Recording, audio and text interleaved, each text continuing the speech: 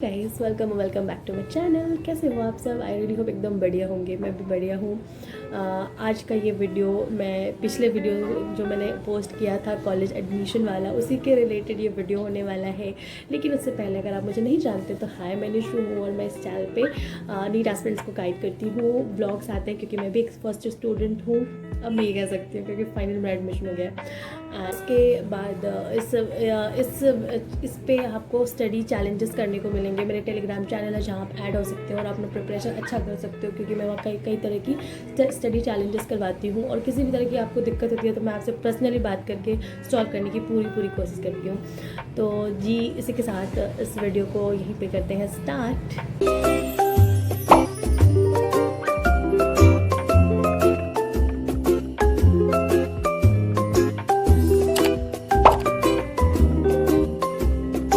तो गाइज़ बहुत ही ज़्यादा हेक्टिक रहा पूरा एडमिशन का स्केड्यूल वगैरह। मैं मार्च 8 को निकली थी ईटानगर से और मैं यहाँ 10 मार्च सुबह पहुँची। उसके बाद उस दिन वो लिस्ट आया नहीं, अलॉटमेंट लेटर, फिर रात को आया काफ़ी लेट से। तो 11 तारीख को हम अलॉटमेंट लेटर लेके पहुँच सकते थे, लेकिन किसी वजह से नहीं पहुँच पाए क्योंकि हमारा डीडी बनना बाकी था। तो फिर उस दिन डीडी बना 11 मार्च को। फिर 12 को हम लोग KGMU गए। वो हमारा नोडल सेंटर था जहाँ पे एडमिशन सारे ही कॉलेजेस की, वहीं पे सारी चीज़ें हो रही थी। यहाँ यूपी में जितने भी कॉलेजेस है तो वो नोडल सेंटर था। तो वहाँ पहुँचे, फिर काफ़ी जल्दी पहुँच गए थे 9 बजे, लेकिन प्रोसेस स्टार्ट होते होते 10:30 बज गई। और वहाँ सबसे पहले हमारा एक रजिस्ट्रेशन हुआ मेडिकल के लिए, 1000 रुपीज़ जमा करवाए गए। फिर उसके बाद हम लोग वेट कर रहे थे, अपने अपने कॉलेजेस की टीम आती है वहाँ पे, सबकी अलग अलग कॉलेजेस की टीम आती है और फिर वो एक फॉर्म भरवाते हैं, एडमिशन फॉर्म होता है वो। फिर उसको फॉर्म फिलअप, 2-3 फॉर्म था वो फिलअप करा हमने। लेकिन मेरे साथ क्या हुआ, जो मुझे KGMU का फॉर्म मिल गया था, मतलब KGMU का ही KGMC का मतलब फॉर्म मिल गया था मुझे, मेरे कॉलेज का नहीं मिला था गलती से, जिसकी वजह से बाद में एडमिशन करवाते वक्त मुझे दोबारा से फॉर्म भरना पड़ा था, जो कि जिसकी वजह से मैं और लेट हो गई थी। तो इसी तरह से काफ़ी देर वेट किया। वहाँ पे मैंने 2-4 फ्रेंड्स भी बन गए कुछ देर। इतने वक्त काफ़ी लोग थे वहाँ पे, कुछ MBBS के एडमिशन के लिए आए थे, प्राइवेट MBBS के लिए, और कुछ हमारे जैसे भी थे। तो फिर इसी तरह से हुआ। फिर वहाँ पे सबसे पहले हमें मेडिकल के लिए बुलाया गया, ठीक है। तो मेडिकल में सबसे पहले ENT स्पेशलिस्ट थी मैम, एक थी, उन्होंने हमारा चेक किया सारा, पूछा कोई दिक्कत तो नहीं है, तो वहाँ हुआ। फिर एक मेडिसिन के डॉक्टर थे, वहाँ पूछा गया कोई आपको ब्लड प्रेशर या शुगर या किसी भी तरीके की कोई भी आप मेडिकेशन तो नहीं ले रहे हो, ये सब चेक किया उन्होंने। देन इसके बाद हम गए नेक्स्ट टेबल पे, तो जहाँ वहाँ हमारा ब्लड टेस्ट हुआ।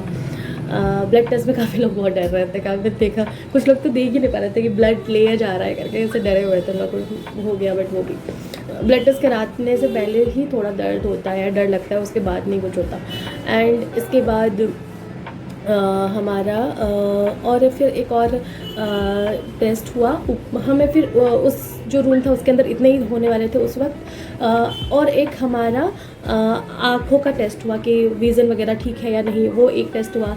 फिर कलर ब्लाइंडनेस वाला टेस्ट हुआ। फिर और एक किसी तरह का आँखों का ही टेस्ट था, वो भी हुआ। फिर जो फीमेल कैंडिडेट्स थी उनकी गायनाकोलॉजी डिपार्टमेंट में भी चेक हुआ। उसके बाद फिर हमारा एक्सरे लिया गया। तो ये सारा प्रोसेस था जो कि काफ़ी समय लेकर हुआ, काफ़ी वक्त बीत गया था, इसी में 4-5 घंटे लग गए थे। इसके बाद जब ये सारा प्रोसेस ख़त्म होने के बाद हमें एडमिशन के लिए रूम में 2 बजे के आसपास, 2-2:30 बजे के पास बुलाएगा। तो वहाँ पे फिर सारे जितने भी हमें हमारे जितने भी सर्टिफिकेट्स होते हैं 12th के, जितने भी हमें मिलते हैं, 10th की और नीट का सब कुछ जो है, अलॉटमेंट लेटर वगैरह सब कुछ हमें अपने कॉलेज जो टीम आई हुई थी, जो हमें पहले ही मिलती है, उनके पास जमा कर लेना होता है।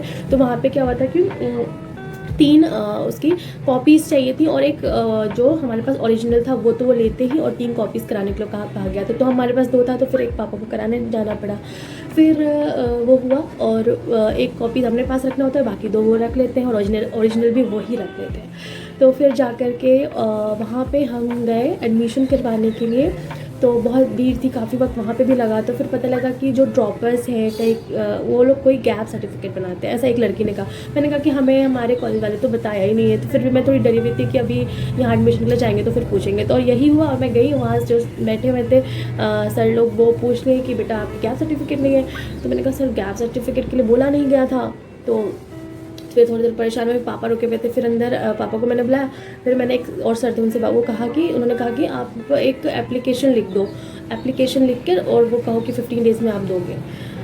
फिर एप्लीकेशन पापा ने लिख दिया। फिर और एक लड़की आई जिसकी भी वो भी ड्रॉपर ही थी, तो उससे नहीं मांगा। तो मैं गौर कर रही थी क्या हुआ करके। तो फिर वो कह रहे कि जिसके 10th और 12th के बीच में कोई गैप ईयर आ गया है तो उनके लिए गैप सर्टिफिकेट चाहिए। ड्रॉपर्स या इस नीट और 12th के बीच में कोई गैप सर्टिफिकेट की ज़रूरत नहीं है, ऐसा बोला। फिर मैंने कहा यार इसमें मेरे आधे एक घंटे वेस्ट करा दिया इस सब चक्कर में। फिर वो एप्लीकेशन हटा दिया गया उस फाइल से मेरा। फिर ये होने के बाद फिर वो क्या कर रहे थे कि इतने सारे बच्चों की थी वो फाइलें, उसके नीचे रख रहे थे। फिर मेरे पापा ने कहा कि ये पहले से ही है, इसका पहले कर दो। फिर हमने वहाँ पे रोल नंबर पूछते हैं, फिर आपका पूरा डिटेल आ जाता है अलॉटमेंट वाला, और फिर जो कॉलेज अलॉट हुआ रहता है वो सारा कुछ। तो मुझे Saraswati dental college Lucknow allot हुआ था। तो वहाँ पर फिर उन्होंने डिमांड ड्राफ्ट क्या जो भी था वो किया। उसी से पहले ही वही मैंने बताया ना आपको कि मेरा एडमिशन फॉर्म मुझे KGMC का मिल गया था। तो उसी समय फिर वो रुक गया, कहा कि आपको SDC का भरना है। ये एक और दिक्कत आई, इतने सारी दिक्कतें हुई, बट फाइनली सारा कुछ हो गया था ऑलमोस्ट 3-3:30 बजे। एंड आई वाज लाइक कि डन हो गया कम से कम ये। इसके बाद हाँ, और कॉलेज स्टार्ट है 21 मार्च से। फर्स्ट डे वहाँ जाना है। और सबसे बड़ी बात यार ड्रेस है, फर्स्ट ईयर में ड्रेस है ब्लू कलर की। आई एम लाइक कि स्कूल जा रहे हैं क्या यार, कॉलेज जा रहे हैं। ड्रेस कोड तो नहीं होनी चाहिए बट ड्रेस कोड है। फर्स्ट ईयर में ब्लू स्काई ब्लू की कुर्ती और सलवार है, और ओबियसली वाइट कोट जिसके लिए इतना तरस रहे थे, इतने सालों से तरस रहे थे, फाइनली वो मिलने वाला है। आई एम सो एक्साइटेड, मैं बहुत ज़्यादा खुश भी हूँ। एंड वाइट कोट सेरेमनी वगैरह होगा होपफुली। तो यही सारा चीज़ें हैं। फिर मैं यहाँ पे क्या है कि मैं हॉस्टल नहीं रुकूँगी, मुझे हॉस्टल लेना नहीं था और कंपलसरी भी नहीं था हमारे कॉलेज के अंदर। तो मैंने अपने कॉलेज से कुछ दूर में एक अपार्टमेंट देखा था जहाँ पहले से ही 2 दीदी रहती हैं। पहले से ही वो लोग रहती थी, उनको फ्लैटमेट्स चाहिए था। तो फिर मैं गई वहाँ, तो मुझे सही लगा रूम।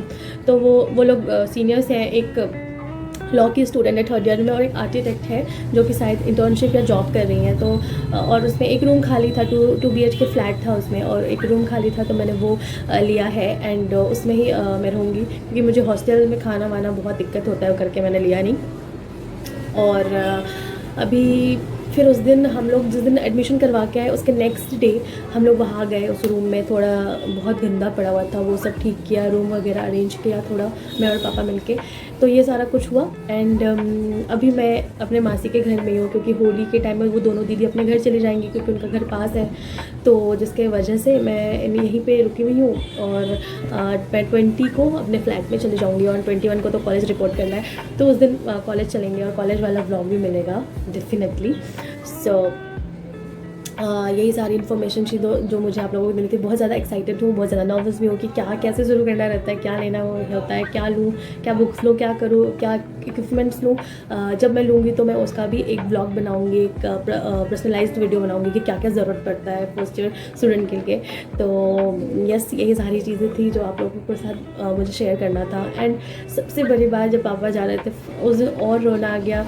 मैं कहीं कि यार अब तो पापा भी जा रहे हैं, और पापा भी इमोशनल हो गए थे पूरा। मैं लास्ट तक मैं नीचे छोड़ने गई उनको, मतलब बाइक से स्टेशन जा रहे थे। तो उनकी तरफ मैंने देखा और फिर वो उनकी आंखों में भी आंसू आ गया, मैं तो रो ही रही थी। बहुत ज़्यादा टफ होता है अपने पेरेंट्स से दूर होके रहना। एंड अगर आप घर पे हो ना तो प्लीज़ वैल्यू करो अपने पेरेंट्स की, एंड रिस्पेक्ट करो। एंड जितना थोड़ा बहुत भी वक्त हो सकता है उसे बिताओ उनके साथ, क्योंकि जब आप एक बारी बाहर निकल जाओगे, एक बारी कॉलेज चले जाओगे ना, फिर बहुत कम मौके मिलते हैं कि आप घर जा सको एंड टाइम स्पेंड कर सको। सो जिनके पास भी ये मौका है, अभी जो लोग भी एस्पिरेंट्स हैं, जो भी घर पर रह के प्रिपेयर कर रहे हैं, प्रिपरेशन के साथ साथ अपने पेरेंट्स के साथ भी थोड़ा थोड़ा वक्त बिताओ, बिकॉज वो आपको एक मोटिवेशन भी मिलता है और एक अच्छा भी महसूस कराता है। सो यही सारी बातें थी जो मुझे आपको बतानी थी। इसी के साथ इस वीडियो को यहीं पे एंड करते हैं, लेकिन जल्दी मिलूंगी एक नए ब्लॉग के साथ। तब तक के लिए अपना ख्याल रखना, एंड मेरी तरफ से हैप्पी होली, क्योंकि अगर ये वीडियो होली के बाद जाएगा तो हैप्पी बिलेटेड होली, और पहले अगर ये जाएगा तो हैप्पी होली। तो इसी के साथ इस वीडियो को यहाँ करते हैं एंड मिलते हैं अगले वीडियो में। लेकिन अगर आप नए हैं तो सब्सक्राइब करना बिल्कुल मत भूलना। बाय।